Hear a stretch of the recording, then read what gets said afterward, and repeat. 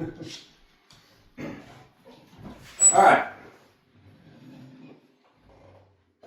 It's definitely a dog fart. Yeah. Way to start up things off with a dog fart. Oh well, whatever. Thanks, Jimmy. Yeah. What's up, everybody?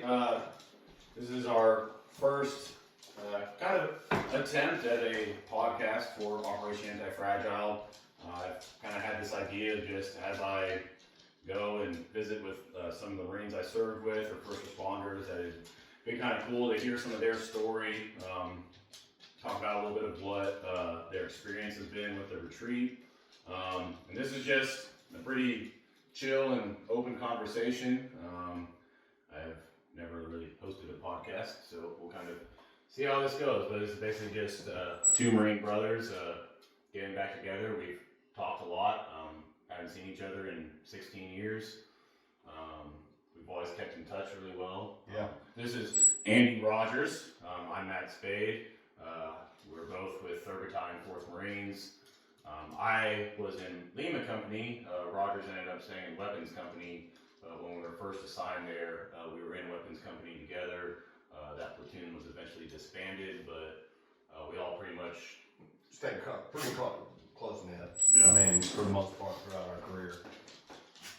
Yeah, and it's kind of strange how that platoon just, I don't know, it seemed like a lot of us kept in touch.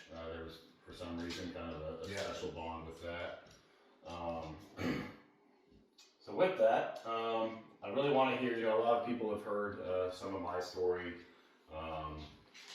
People don't really know much of your story, so I want to hear a little bit more of yours, and we'll kind of go back and forth,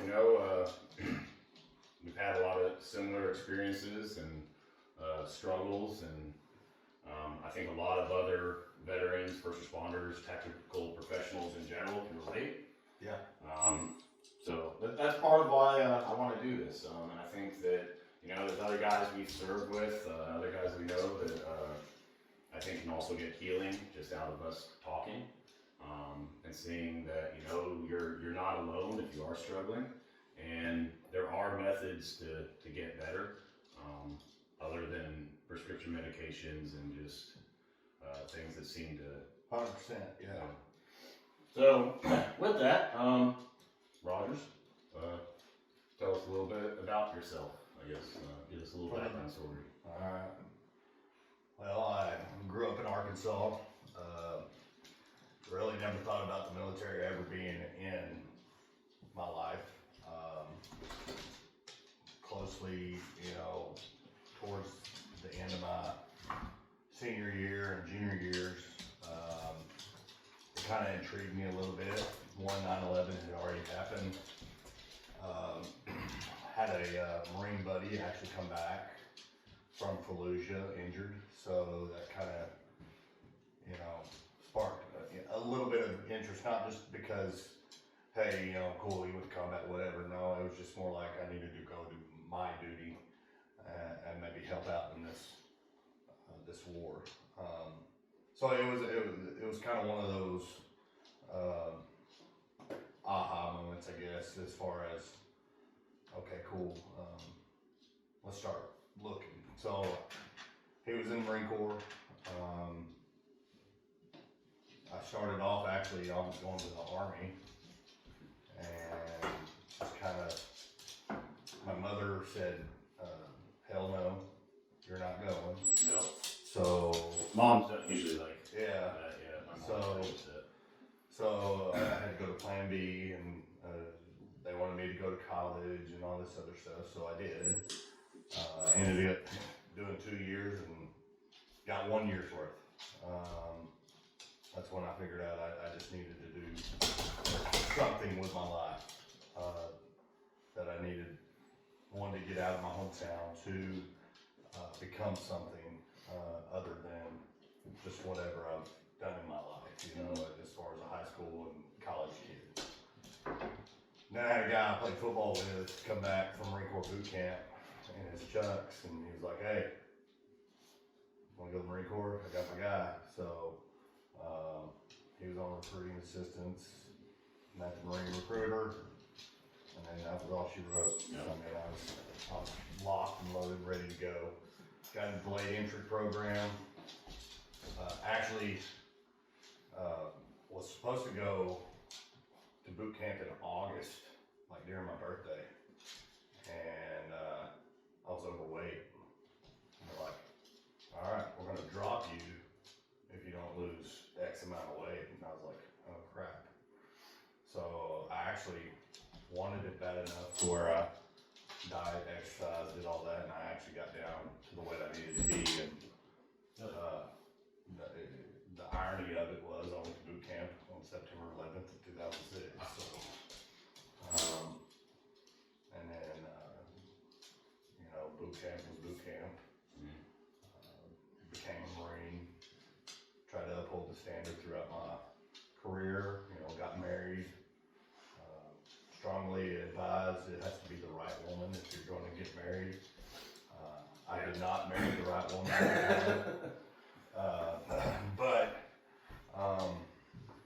That's how we ended up becoming good friends. Yeah, we became friends because we were both married. We were both boots. Yeah. We were both put into what they call dismount platoon in weapons company.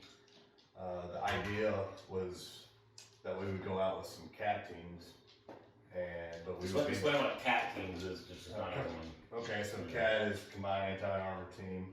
So you got you got two teams in weapons company, and essentially it's a mobile heavy gun unit. Can do tow missiles, Mark 19, 50 cals. We're just getting a nice shot of Gunny's butthole. Yeah. And just I'm realizing maybe we do need to get him out of here. Because he's just sitting here like fucking with shit. So, farting. yeah, without a doubt. Dude, you're terrible. Sit. Gun. Park it. There we go. Now. There we go. So that's where we first met, and it was actually made up of a lot of young Marines. There was very little senior leadership in it. And then when we got a new battalion commander, he said, nope, we're canking it. Y'all go back to line companies. I just happened to request, I was like, this is actually pretty cool. It's something I, never thought I'd want to do, but I actually ended up wanting to do it. So I learned a lot from a lot of senior guys, and actually asked First Sergeant at the time, hey, I would like to stay with weapons company if it's possible. So me and two other 0311s got to stay in weapons company. It's crazy because you don't ever see or hear about 11s staying in weapons company. Really, the only 11 other 11s that we had in weapons company was probably our scout sniper teams. Yeah. So, but no, we met, still kept in touch after we disbanded. Went to Iraq. I stayed in Haditha Dam. He was a little bit everywhere else, but we were mainly at the dam and Kapaditha. I remember seeing you guys at the dam. Yeah, we got pretty cut up that deployment. We had 3 squares a day. We're hitting the gym every day. It was the best way of my deployment I could describe was it was a real shitty vacation. And I was QRF, but essentially we go with Navy EOD or Marine EOD or whatever. Go out, blow up some old IEDs or 155 rounds, come back, get after it, do whatever, So it wasn't that bad. The worst part about that deployment for me was I had my daughter, and then I left for Iraq. So that's kind of rough.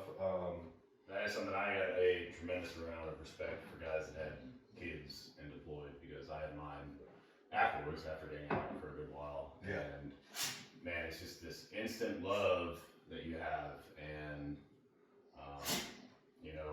especially our Afghan deployment, that would have been really hard. So man, I had some good leadership in my first deployment. You know, I had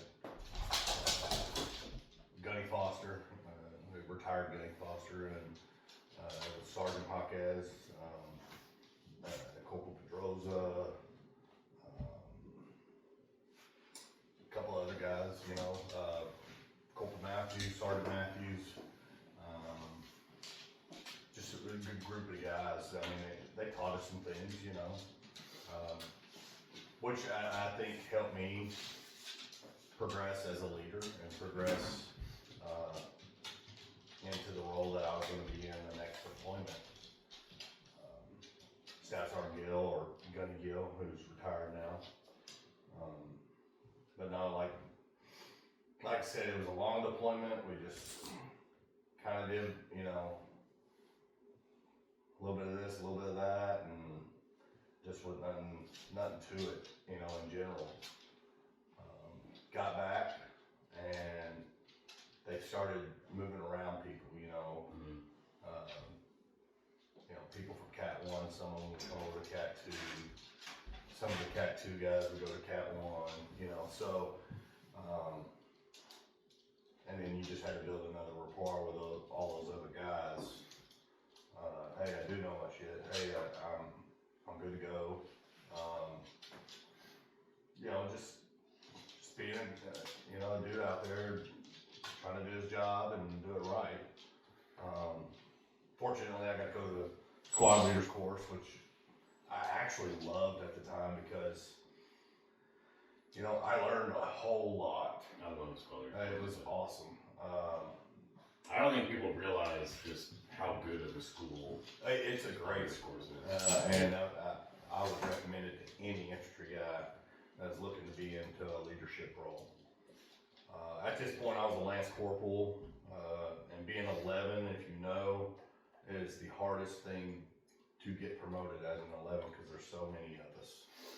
So, could never meet the cutting score. I missed the cutting score, but I left like 5 points here and 5 points there. So I went to squad leaders course, got back, kind of hoping I'd get meritoriously promoted. Didn't happen.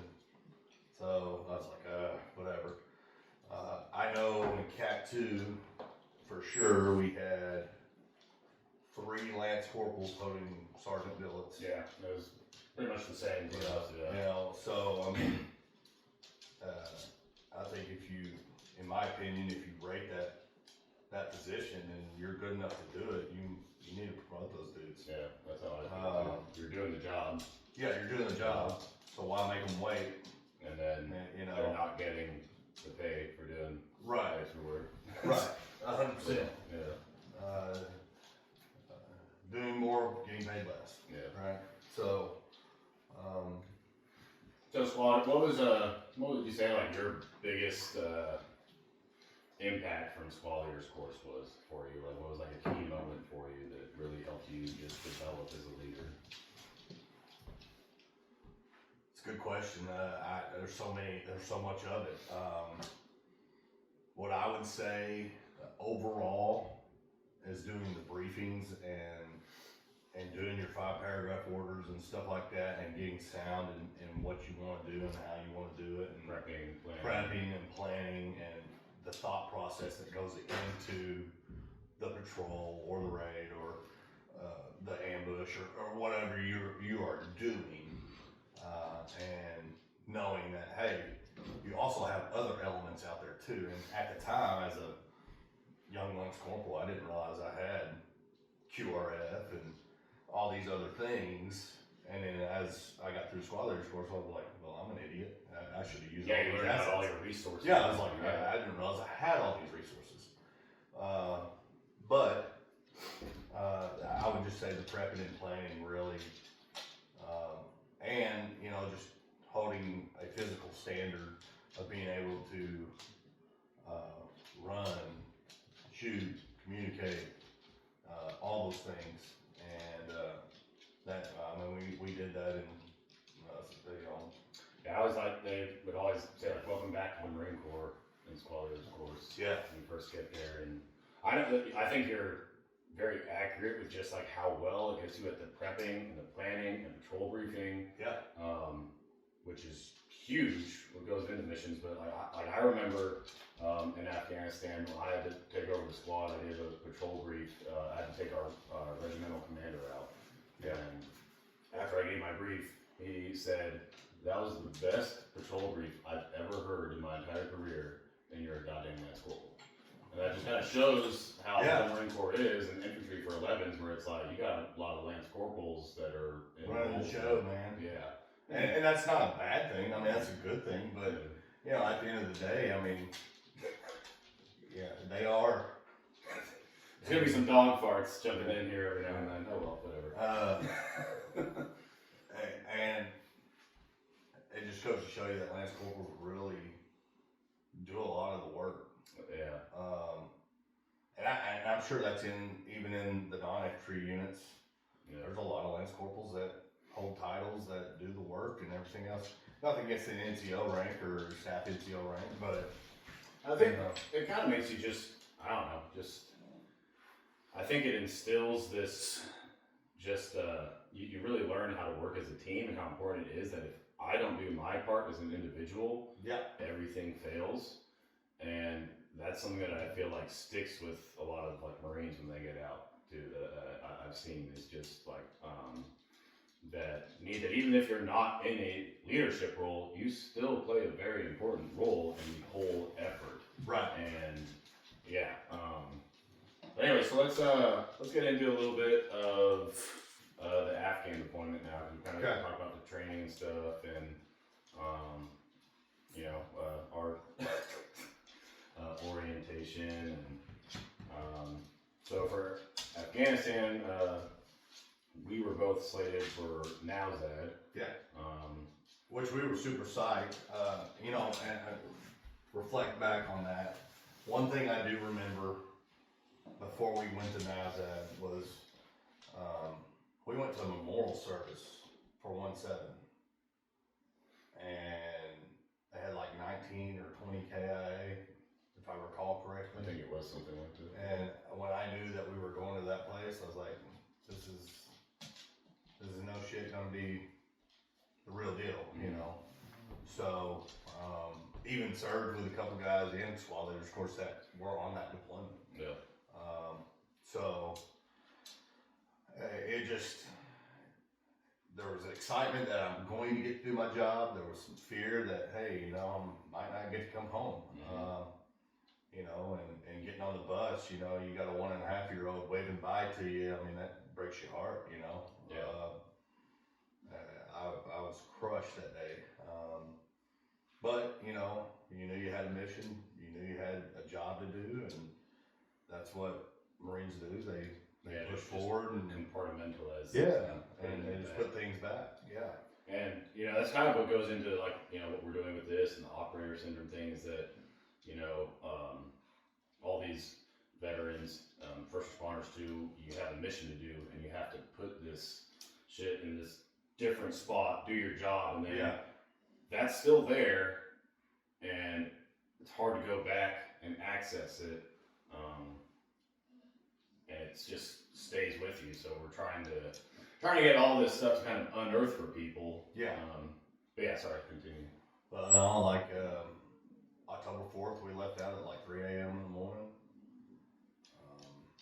Yeah, I still remember the helo into NAUZAD too. We were like, dude, when we landed, it was a ghost town. You could hear a mouse. You guys got there before us, right? Yeah. So like you could hear a mouse fart when you got out. I mean, you could hear the Mark 19 going off in the back of the post.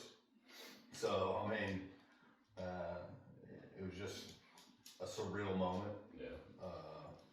And just, you know, saying to yourself, hey, this ain't no training no more, this is no game no more. We're here in the real deal. So get to that deployment, do our RIP with I believe it was 1-5. Is that right? I feel like it was 2-7, but was it 2-7? I could be wrong. I thought it was one of the 7th Marines, but I could be wrong. I could be wrong too. It's been so long. Yeah. And so we do our RIP, and I actually have a pretty good good turnover with the guys. They were pretty legit. Yeah, they were cool. And, you know, they helped us, and so we just took over about 5 days after that and started doing patrols and everything else over vehicles, and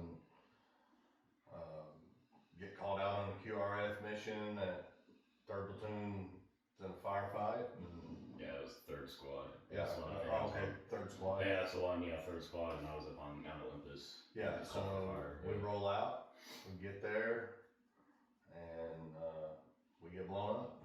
Yeah. So, actually, the crazy part is I ran over that sucker 3 times. Had my driver, I was like, hey, all right, park it over here, you know, and start setting us up. So we all got kind of on a line or whatever, and I had him back up to get in the right position, and then I moved forward, and then as I moved forward, the other vehicle that came in behind me, boom, and the concussion of it, you know, I actually thought we got hit, so I was checking on my gunner, and he's like, yeah, I'm good, you know, and then he goes, holy shit. I was like, what? He's like, Black 3's got no front end. I was like, ah, shit.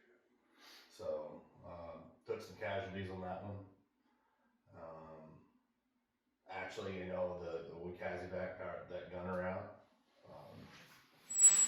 Lance Corporal Meyer, and, you know, he ended up breaking his eye socket, I believe, and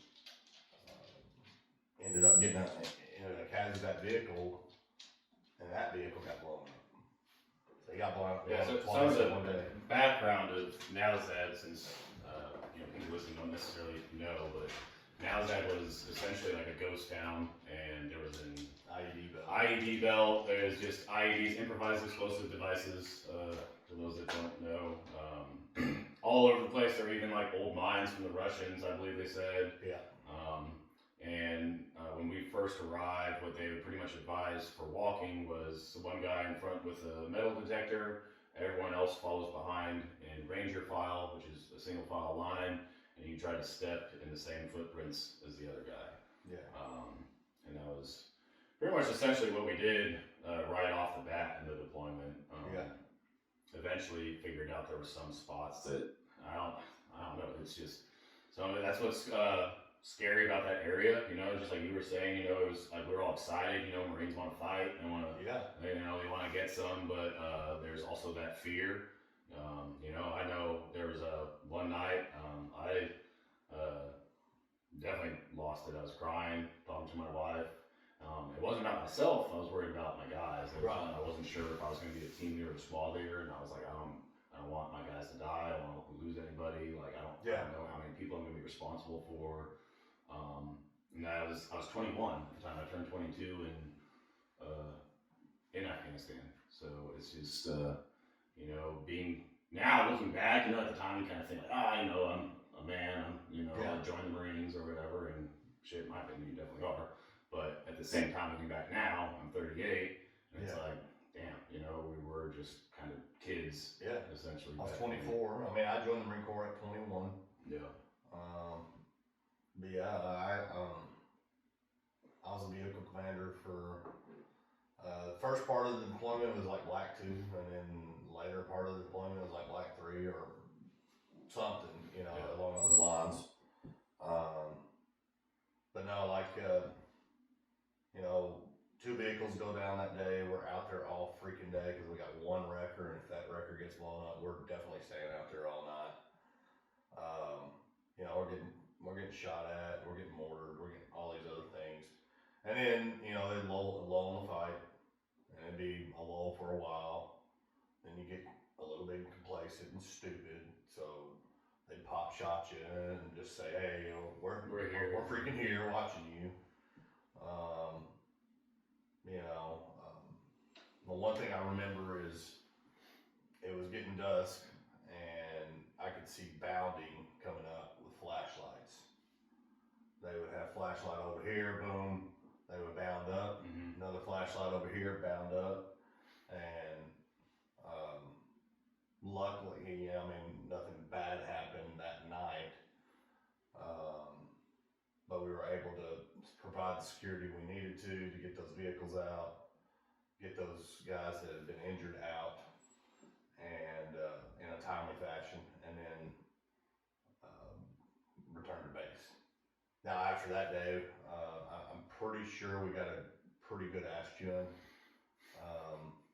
just because I think platoon, their third squad was like really itching to get in the fight, and they knew if they extended their patrol a little bit, they might have whatever. Which every infantry guy. And that's what we're like. Yeah, hey, we want a combat action ribbon. We want all these other things. But we got ripped pretty good. So then it was kind of like, gotta be smarter. Yeah. So lieutenants really started taking control of our platoons and stuff like that. So after that, I know we did like a little tow missile shoot. I think I video of that. Yeah. So we did like a tow missile shoot just outside the FOB. Thought it was a possible, I can't even remember what it was, but possible something. Cache or bunker. something. Probably a bunker. Bunker is probably what it was. And so we went out at 5 a.m. in the morning, let her rip toted shit, boom. All right, coming back. And we came back and, about a little bit later that month, so the old 4th, later that month is 28th, and I remember being on the trucks, because, CAT is a mobile unit, and my driver's there, I'm there, my gunner's there cleaning his gun, we're kind of shooting the shit or whatever. Our mutual friend Cody's up front with his truck, kind of doing the same thing, and Curtis and Dia, they're doing the same thing with their vehicles. And and correct me if I'm wrong, and please anybody else that listens to this, is it Bounty Hunter? I can't remember if it was Bounty Hunter 3. I think it was Bounty Hunter 3. But okay, I could be wrong. Yeah. But I hear Bounty Hunter come over the radio, and who we called Jimmy Neutron. He was the RO for him, and he said he was a weapons company guy with us too. Yeah. So like he was in our dismount platoon deal, but he became a sniper. And he was their RO, very intelligent guy. Heard him do 9-line Kazivac. Started listening, turn up, look at Cody in the front. He's our lead vehicle. And I'm like, hey, we gotta fucking go. He's like, what do you mean? I was like, Bounty Hunter's in trouble. We gotta fucking go now. He's like, all right, let's get a hold of Sergeant Jansen. So we get a hold of Sergeant Jansen. Sergeant Jansen comes out, boom, we roll out. And again, it's still kind of a blur for me, but I think the casualty collection point, because the night before this happened, before this Kazivac happened, Corporal Sweeney comes by, Josh Sweeney, and says, hey, this will be our casualty collection point. This is where, whatever. Just kind of going through their mission because they were going to go do a night op. So, all right, roger that. And then the Kazivac happened, and we show up at Blue. The checkpoint was done. The checkpoint stuff was done so well by the Brits. I was very impressed with their terrain model, everything. Like, I don't even know why we got rid of it, but, who knows. Anyways, there was like a blue section, a green section, orange section, yellow, So, blue 22 or blue 23, 25, something. It was one of those 20 numbers. So they shoot pyro, boom. Well, it's behind the freaking compound walls. So I'm like, fuck. So we roll over, go around right where we got blown up 5 days earlier. We get around that corner, Black 3, boom, gets hit. everybody was okay, maybe a little bit concussed, but, you know, Cody was in the lead vehicle, and then we had shock trauma platoon. For those of you who don't know who shock trauma is, some badass surgeons. That was I'll explain shock trauma because with NowZad, we were so remote from getting help that they essentially created an ER in an armored truck. And Yeah. There was like a There surgeon were like there. 8 or 9 different beds in there. Those guys were dying essentially because they just couldn't get them to the hospital fast enough. Couldn't get them back. Yeah. So they made a shock trauma platoon, really badass group of guys. Yeah. Bunch of surgeons, awesome dudes. And so it went Cody's truck, that truck, my truck, Curtis's truck, Via's truck. And then when Curtis's truck gets blown up, we stay back with it. And Cody takes his truck down with shock trauma to where the snipers were, where the pyro shot was. Well, if you knew anything about the AO, there was a road that they went down called IED Road, because every time the unit before us went down that road, they got hit. Okay, so they go down that road, and we're trying to figure out what are we going to do with this truck? How are we going to do this, that, and the other? So what we do is we take all specialized stuff out of that truck, throw it in my truck, get all those other guys in the truck, and I can't remember if Via hung tight, or I think Via hopped in my truck with me, because we went down after that, because just before we went down, we see a mushroom cloud go up, and no response on the radio from Cody, no response on the radio from his gunner or his driver or anything like that. So we hopped in the truck, and we haul ass down there, and we get there. And then one of my best friends to this day, Robbie Stokes, good dude, good warfighter. I don't know how he thought of this, but it was a badass deal for him to, because Sergeant Jansen goes up to him, says, hey, where's Cody? Where's, all this other stuff? And Robbie's like, he broke his leg, he's in the back of the shock trauma truck, he's fine. I don't know how he came up with that, but kudos to him for on the spot, keeping morale up and everything, because Hope y'all stay. you got to stay mission focused. Yeah, not good. And it was an awesome dude, and I don't think people knew that about him. Yeah, you told me the Because other he never got an award, he never got anything. I'm just telling you, he was good to go. Yeah. And but yeah, that's what he told us. And he and then he pulled Sergeant Jansen aside and told him actually what happened. But they needed guys to go get the snipers still. So we went and got the snipers. We go down to Waddy. We got a engineer in front sweeping for us. And as I'm going down to Waddy, I see Cody's flight jacket and his Kevlar and all that, and I see blood on it and all that stuff, and I'm like, okay, maybe this is a little bit more than just a broken leg. And turn right. I think we were about 25 yards down. Turn right down in between an irrigation ditch, between two compound walls. We're staying close to the walls to try and stay out of the irrigation ditch because they like to put IEDs in that ditch. So get past that, and then I see where the explosion happened. It's one of those moments in your life where you're like,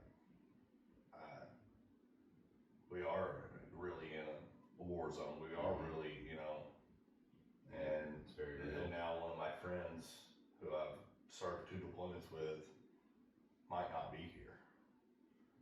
So, so I'm thinking about that. But again, I'm also like, hey, we got to push forward. McDonald was help doing that. He was in your platoon, in your squad. Good dude. You helped keep us focused. And it helped that he was older. It helped a lot that he was older. You but endured a it lot helped of us keep us focused. Hey, we move. So we did. We get in there. We go across the courtyard, and then we come into this opening room where the snipers had, kind of triaged, or Doc Tran had triaged everybody. Badass Doc, but Mm-hmm. I mean, saved every single one of those dudes' lives.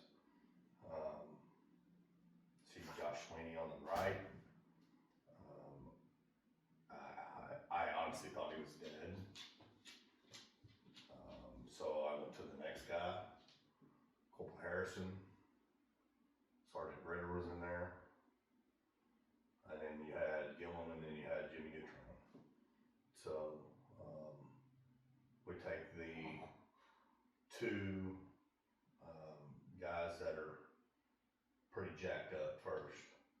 And Gritter, I mean, he was jacked up too, but like, we only had 2 pole litters or Polis litters or whatever, so we couldn't take him with us on the first round. So we go back, drop them off at STP, come back, get Gritter, the rest of them, go back, drop them off, and then they're like, hey, we gotta get a post-blast analysis, and I'm like, shit. So we go back with EOD, Air Force EOD. You go back in there, and they do their thing, post-blast analysis. I think it was like a 30-pound IED that they stepped on. It was right on the stairwell. I mean, Josh, and Bounty Hunter probably knows exactly where it was at. I don't know, because I wasn't there, so I can't speak for them. But I think it was in the stairwell that they stepped up on, and it, but.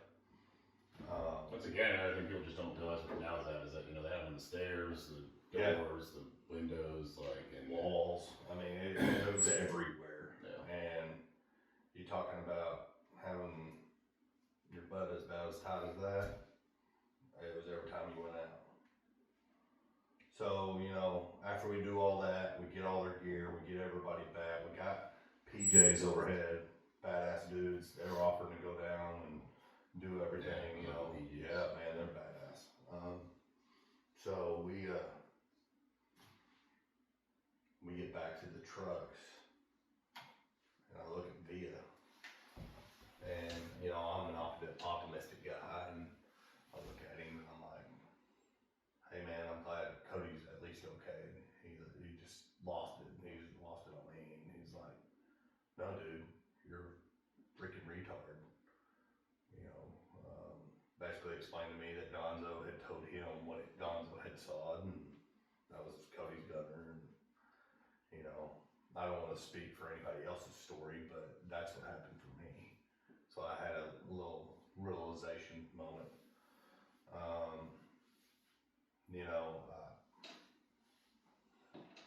It was a jacked up day. It was a bad day, and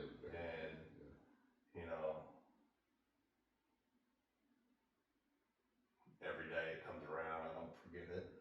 Every day it comes around, I try to call his mom.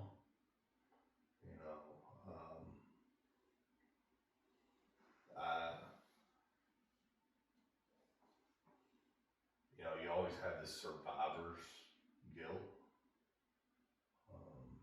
So I think that really stuck with me.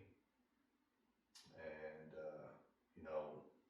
after we get everybody out of there, like I said, it could have been, more, but Cody took the brunt of the blow so others may live. And I mean, in all actuality, I think him taking that saved other people getting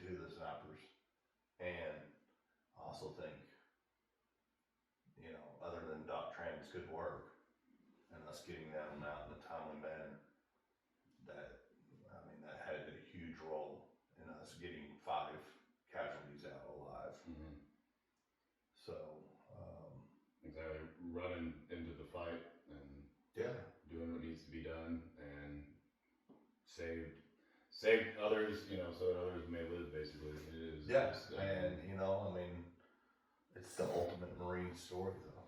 I mean, we teach ourselves to throw our bodies on grenades, look out for each other. yeah, it's just kind of autopilot. Yeah, you know? and you know, from that day forward, you know, on that deployment, I mean, we were ready to cause a lot of destruction, and we did. You know, we did a lot of good things in Malzahn after that day. You know, because it's October 28th. It was about 7 in the morning when we went out. We got back about noon, I think. Noon, 1 o'clock or something like that. It was just a lot of heavy hearts that day, and a lot of struggling things that day. And you know, over time, I guess I've kind of force-filled it a little bit, even when I talk about it. Yeah. I mean, when I first talked about it, yeah, but now I think I kind of block the emotion of it, which is not a good thing, but yeah. I mean, that's why we're doing what we're doing now. Yeah. That shit gets stuck. Yeah. In us. And you know, we did Cobra's Anger not even a month later. Well, I would say, you know, and you know, cleared out 30 clicks in 30 days and brought life back to that town that had not had life. What was it, 30? It was a long time. 30 to 50,000 people, something like that. The first thing with NASDAQ was the Brits taking A&P Hill, and that was, I think, pretty much it. And then it was like, NASDAQ goes down, Taliban had their side, we had ours. Yep. And I would say, you know, with Stanley's death, that it, not only did he help get those snipers out, but then I feel like that made, I don't know if it would have been our regiment or what, but that was when we got a bunch of MRAPs. Yeah. They started getting us better equipment. Yeah. And unfortunately, that's sometimes what it takes in these things. I don't think that should be the case. When we got to Cobra's Anger, we got all new vehicles. Well, it's like when I was telling you, when we first arrived on A&P Hill, some of our Humvees, the doors either didn't open or they didn't close. Right. And we had 550 cord rigged up. Yeah. And I remember like doing our rip, and them explaining that and just, you know, kind of being like, well, shit, you know, this is the Marines and we're living in a cave with just a bunch of just adapt and overcome, basically. So. Yeah. So, you know, I mean, we clear out Shangri-La, we clear out Kinjat, and, you know, Kilo has one area up there. Y'all had. Yeah, I saw Razanowski. Yeah. I saw him. Yeah. Okay, yeah. So like they helped out, and that, I mean, it was a big battalion push. And like I said, that's when you got to really see the Marine Corps go to work with every element there. Oh yeah, that was we had everything. You know, you had tanks, which we correlated with Danish tanks, and you know, we got a little bit of blowback on us, you know, as far as RPGs and stuff like that, but I mean, it wasn't a lot of resistance because of the manpower that all that we had made them go. Yep. Whoops. Not going that way. Yeah. So you know, we do Cobra's Anger December, and then in January, I want to say it was in January, it might have been February. We're doing a QRF mission for recon. Bad day again, kind of made you feel like the same way on the 28th. You know, a lot of our guys went and helped, carried, you know, recon guys off the mountain in Barnhouse. It was just, I can't speak in the whole totality of what happened that day. It was another bad day. It was just another bad day, and we got there late because we were on the other side of the mountain and we had never been that far. So obviously we're trying not to get blown up along the way. But we get there, we help out, we try and do what we're there to, supposed to do. And again, it just brought back, the 28th all over again. You're like, shit, man, when's this? So, third recon took a blow that day. And, instead of one guy, they lost 3. And, so I really felt for them bad. And then, later on, after we did that day, we started trying to do a little more presence patrols and vehicle checkpoints. So we did a vehicle checkpoint up north, just past Kenjack, and that was a wild day. Sergeant Jensen is strapping a 40 Mike, I think. 40 Mike out of the daggone Mark 19 because it got lodged. And it was a hot area, so we were getting contact from the freaking mountains, and he come over to the truck and he's like, so it was pretty awesome to see him do that, and be a leader. I mean, he was a machine gunner by trade, so I knew the Mark 19, but I also knew that didn't really know anything about the extraction part of it or anything like that. So he came over and helped us out and got us out of that situation and got our gun back up, and we were ready to roll. And but one thing I do know is that we caused a lot of destruction,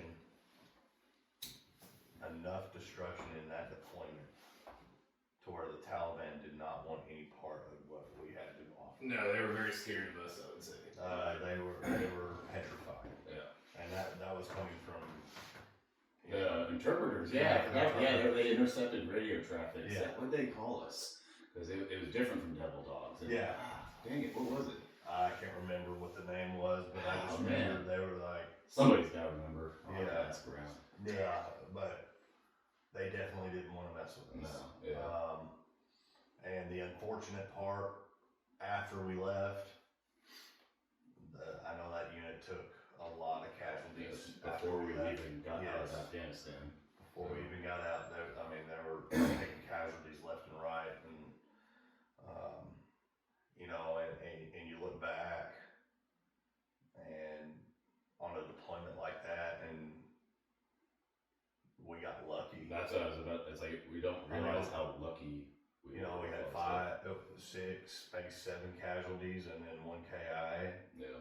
So I mean, well, some of it though, I tell people this too. This is why I've always been so big on training. Same thing when I went into the fire service, is like we trained our asses off.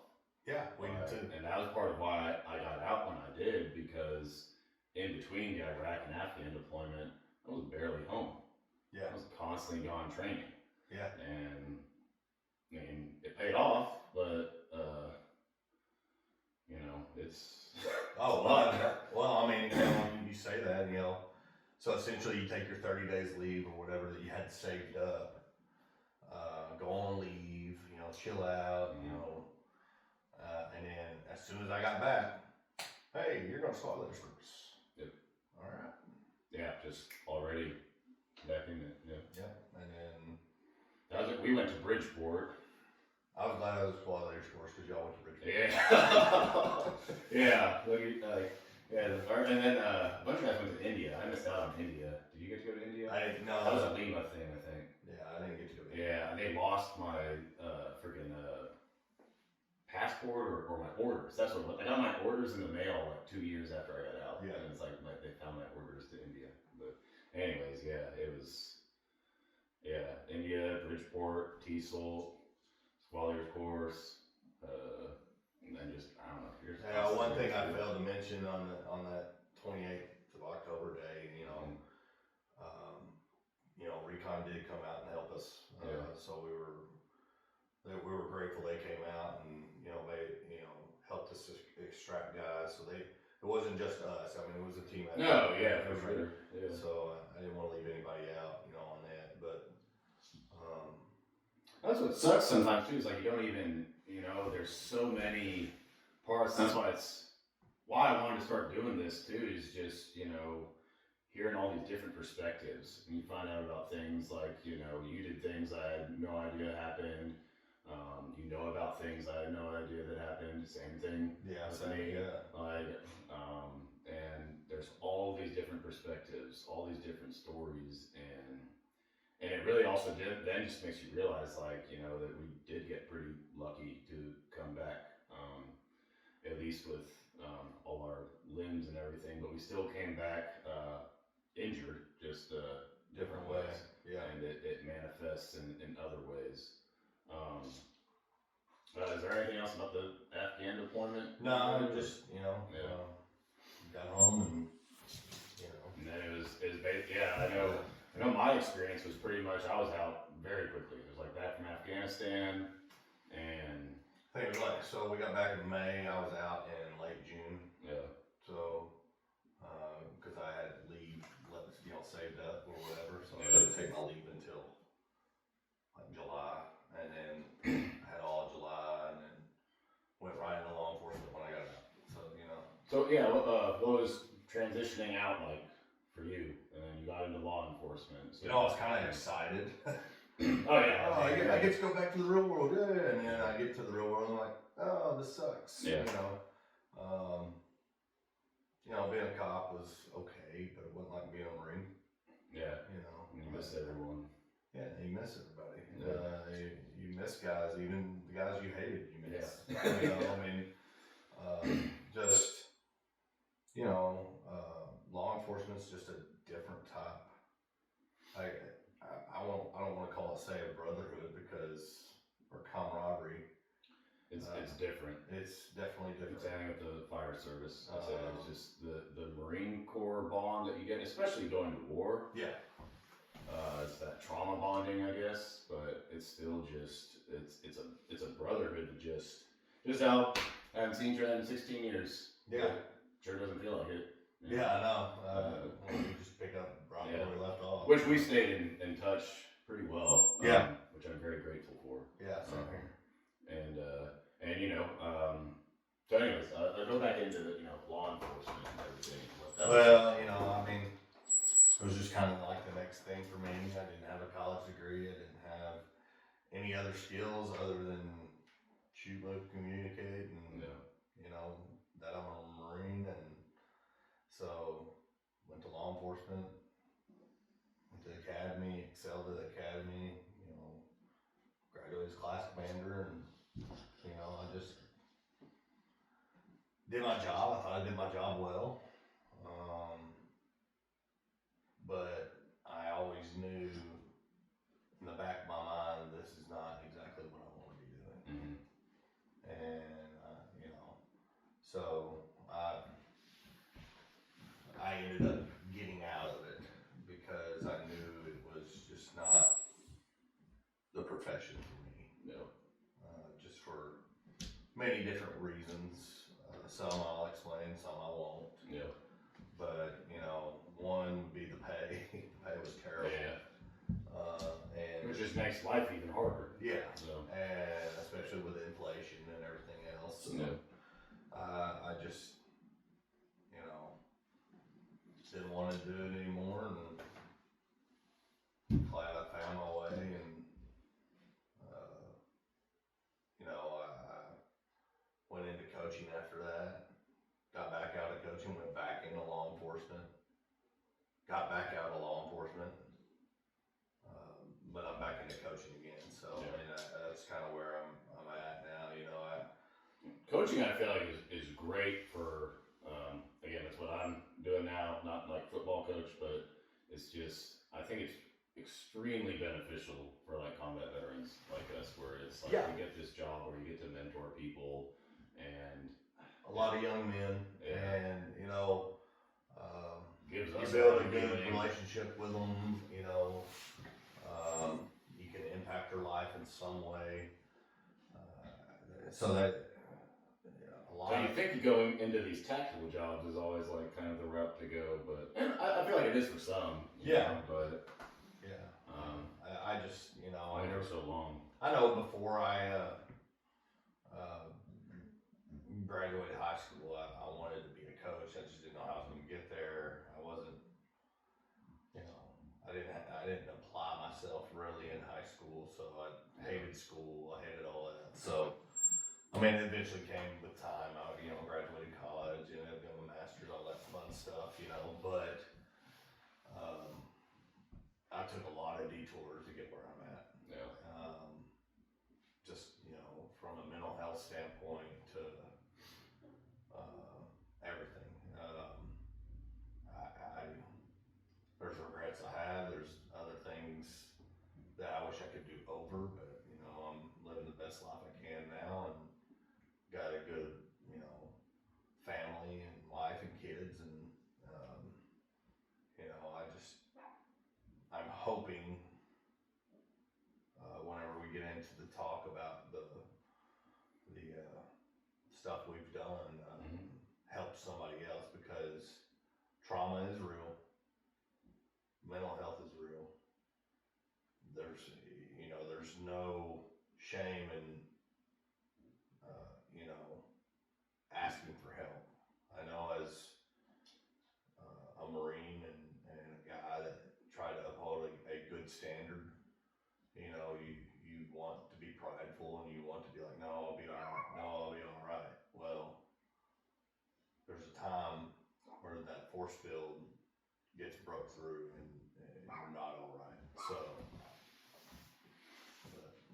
well, yeah, so we'll fast forward a bit. You know, obviously, we've had our ups and downs throughout it, and it's been certainly a journey. That's kind of what's brought us to here.